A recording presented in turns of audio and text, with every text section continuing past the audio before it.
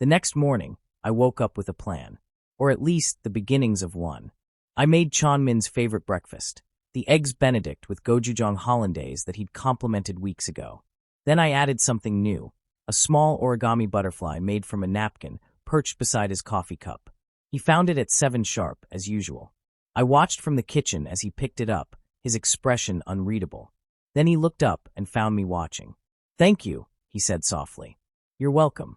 I busied myself with dishes. "There's fresh coffee, and I made extra if you want seconds." "Mansu." He crossed to the kitchen, butterfly still in his hand. "What does this mean?" "It means I'm willing to try. Not a relationship, I'm not ready for that. But maybe friendship. Getting to know each other beyond boss and employee. Friendship." He said it like he was testing the word. "Is that not enough?" "It's more than I expected." He studied the butterfly, then looked at me with something soft in his eyes. "I'll take whatever you're willing to give, little butterfly. Don't make me regret this." "I'll try my best not to." He smiled, and it was genuine and warm and made my stomach do things I wasn't ready to examine. "So friend, tell me something about yourself I don't know." The request caught me off guard. "I don't know. What do you want to know?" "Anything. Your favorite color.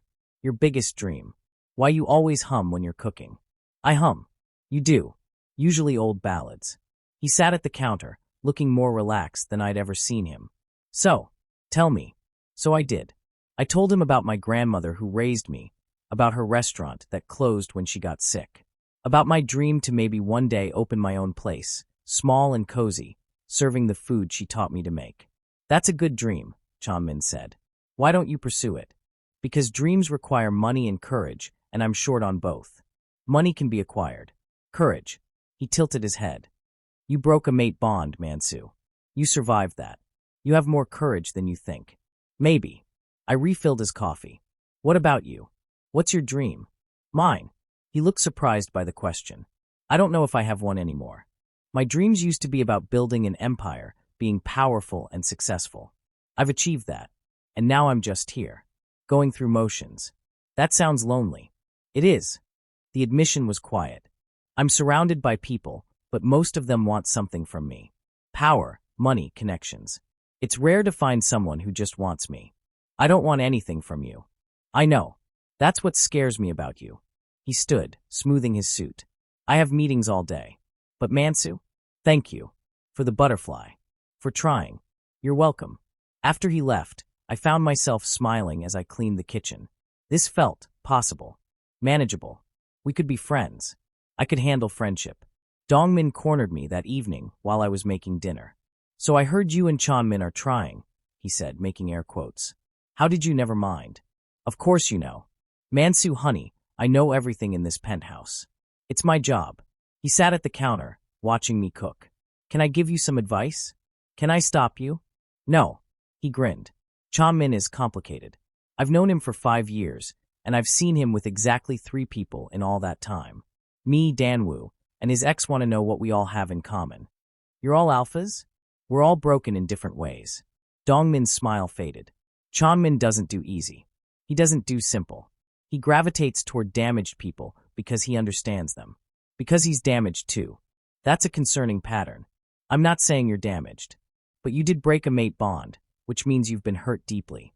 And Chanmin, in his twisted way, probably finds that relatable. Attractive, even. That's not healthy. No one said it was. But it's honest. And with Chanmin, honesty is rare."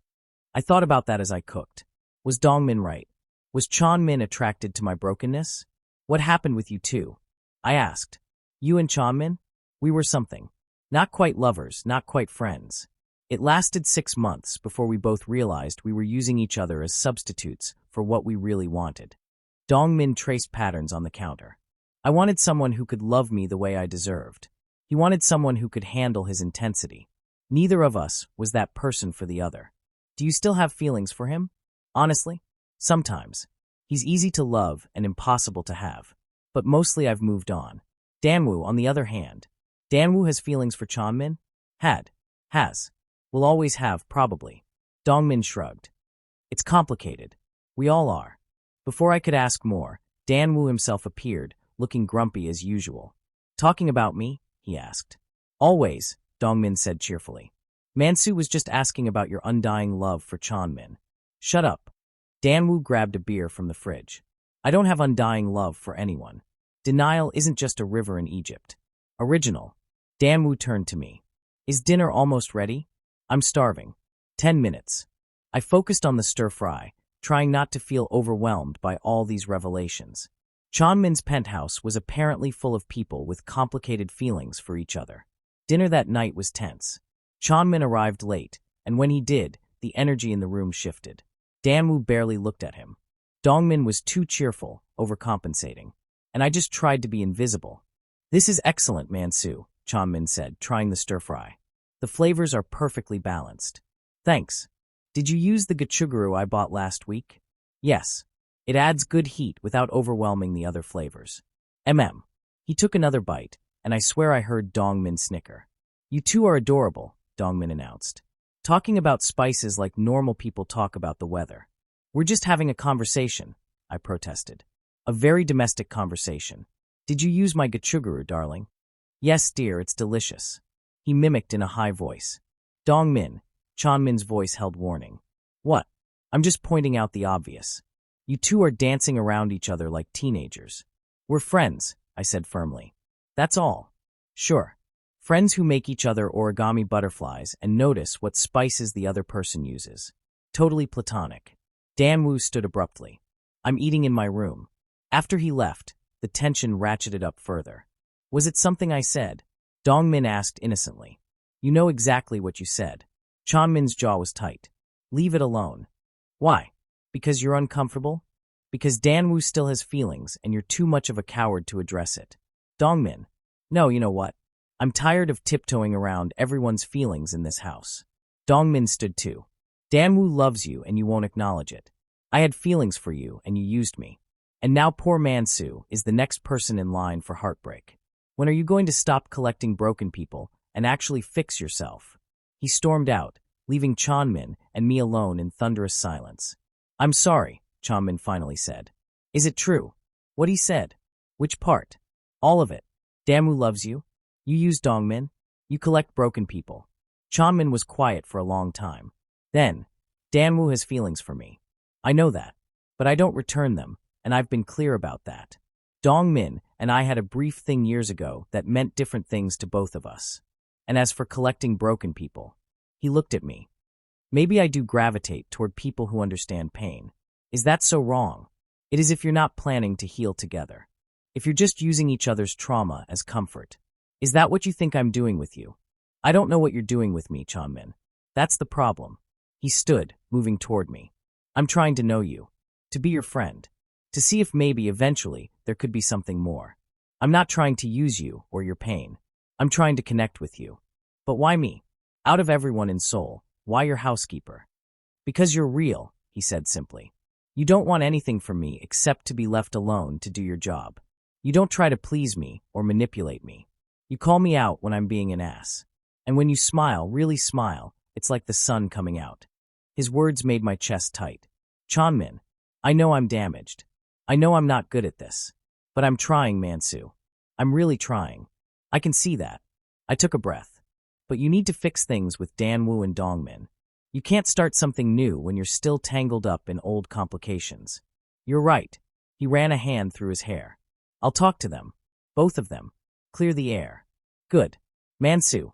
He stepped closer, close enough that I could smell his scent. I meant what I said. About you being real. You're the first person in years who's made me feel like maybe I could be real too. He left before I could respond, and I stood alone in the kitchen, my heart pounding. This was getting complicated. More complicated than I'd intended when I made that origami butterfly this morning. But maybe complicated wasn't always bad. Maybe complicated just meant real, messy, human. Maybe I could handle complicated. The next morning, I found Dongmin in the kitchen early making coffee. I'm sorry about last night, he said without preamble. I was out of line.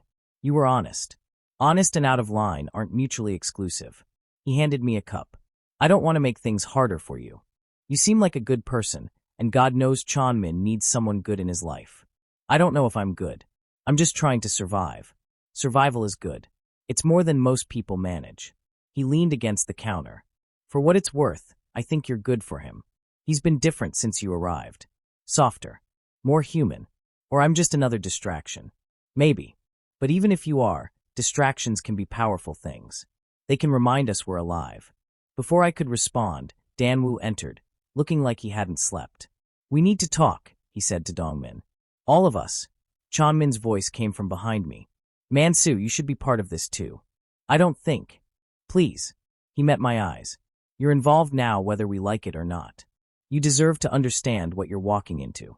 So we all sat in the living room, me, Chanmin, Dongmin, and Danwoo, and for the first time since I'd arrived, they talked honestly. Danwoo, Chanmin started, I know you have feelings for me. I've known for years. And I'm sorry I've never properly addressed it. Danwoo's jaw tightened. You don't owe me anything. I owe you honesty. The truth is, I don't return those feelings. You're my friend, my business partner, someone I trust with my life. But romantic feelings? They're not there. They never will be. I know that, Danwoo said quietly. I've always known. Doesn't make it easier. I know. And I'm sorry. Chanmin turned to Dongmin. As for you and me, what we had was real, but it was also wrong. We used each other when we should have been helping each other heal. I'm sorry for my part in that. I'm sorry too, Dongmin said. I blamed you for a long time, but I made choices too. And Mansu, Chanmin looked at me. I don't want what I had with them. I don't want a messy, complicated thing built on shared damage. I want something clean and honest and real. If that's possible with you, I want to try. But only if you want it too. The room was silent, everyone waiting for my response. I took a breath. I can't promise you anything. I'm still healing. I'm still scared. But I'm willing to try. As friends first. And maybe if that works, something more. I'll take it, Chanmin said. Danwoo stood. I need some air. He left, and Dongmin followed after squeezing my shoulder. That went better than I expected, Chanmin said wryly. Did it? No one threw anything. By our standards, that's a win. He moved to sit beside me on the couch. Thank you. For being here. For being honest. I don't know what I'm doing, I admitted. Neither do I. But maybe we can. The next morning, I woke at 5:30, my body still adjusted to cafe hours. The penthouse was dark and silent, the city lights twinkling through my windows like fallen stars. I showered, dressed in simple black pants and a white button-down, professional, unassuming, and made my way to the kitchen. Chanmin wanted something different for breakfast. Fine. I could do different. I decided on eggs Benedict with a Korean twist, gochujang hollandaise, kimchi, and perfectly poached eggs over toasted rice cakes instead of English muffins. It was risky, fusion food that could either impress or offend, but he'd said surprise him. At exactly 7, Chanmin appeared in the kitchen, dressed in a charcoal suit that probably cost more than my entire wardrobe. His hair was still slightly damp from the shower, and he smelled like expensive cologne and danger. Good morning, I said, plating his breakfast with hands that only trembled slightly. He sat at the kitchen counter. Apparently he didn't always eat at the formal dining table, and studied the plate. For a long moment, he said nothing, just looked at the food like it was a bomb that might explode. What is this? Eggs Benedict with kimchi and gochujang hollandaise. You said you wanted something different. He picked up his fork, cut into the egg, watched the yolk run golden over the rice cake. Then he took a bite. I held my breath. Chanmin chewed slowly, his expression unreadable. Then he took another bite. And another. It's good, he finally said. Good. Not acceptable. Good. Victory surged through me, probably more intensely than the situation warranted, but I'd take it. Thank you. You're a better cook than I expected. He continued eating, his eyes on his plate. Where did you learn? My grandmother. And cooking shows. And a lot of trial and error. Your grandmother. Something flickered in his expression. Is she still alive? No. She passed when I was 17. I'm sorry. And he sounded like he meant it. My mother died when I was young too. Grandmothers are special.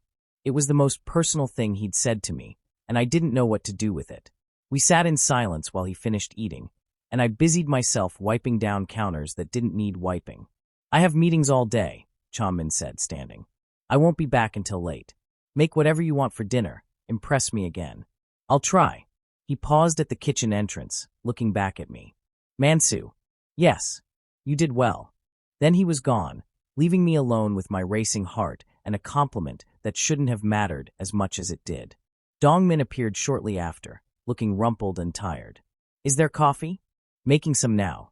I started the expensive espresso machine, still figuring out all its buttons and features. Did you want breakfast? Just coffee. Black. Strong enough to wake the dead. He slumped at the counter, scrolling through his phone.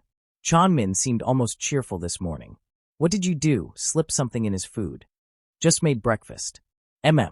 Well, whatever you did, keep doing it. He's insufferable when he's in a bad mood. Dongmin accepted the coffee gratefully. So, Mansu. First night in the penthouse. Survive okay. The bed's comfortable. That's one way to put it. He grinned. No weird noises? Mysterious visitors? Ghosts of Chanmin's past conquests. Should I be expecting those things? With Chanmin, you should always expect the unexpected. He finished his coffee in 3 long gulps. I'm off to the office. See you tonight, pretty Omega. Alone again, I consulted the tablet for my daily duties. Clean the living spaces, do laundry, grocery shopping for the week, prepare lunch for whoever was home. The list went on. I threw myself into work, grateful for tasks that kept my mind busy. The penthouse was enormous, and even with the cleaning service coming twice a week, there was plenty to do. I vacuumed, dusted, organized. I found myself in rooms I hadn't seen during the tour. A music room with a grand piano, an art studio with canvases covered in drop cloths, a rooftop garden I hadn't known existed. The garden was my favorite discovery. It was a small oasis of green in the middle of the concrete jungle, with carefully tended plants and flowers, a small fountain, and comfortable seating. Someone had put love into this space. Beautiful, isn't it? I spun around to find a man I didn't recognize standing in the doorway. He was older than me, maybe early 30s, with kind eyes and dirt under his fingernails. I'm sorry, I didn't mean to intrude. You're not intruding. You must be the new housekeeper. I'm Taesung, the gardener. He came forward, extending his hand.